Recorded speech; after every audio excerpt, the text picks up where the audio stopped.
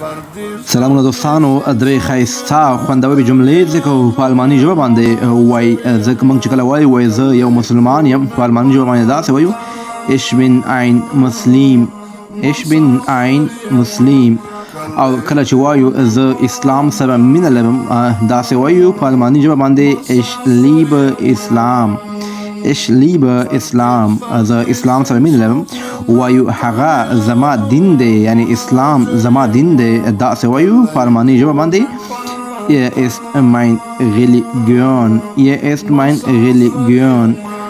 که تاسو غواړئ الماني روانې خبرې زده کړئ، تاسو کولی شئ زما یوټیوب او ټیک ټاک دلته فالو کړئ.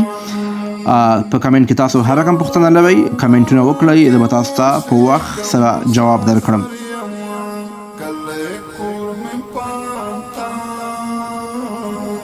مسافر یما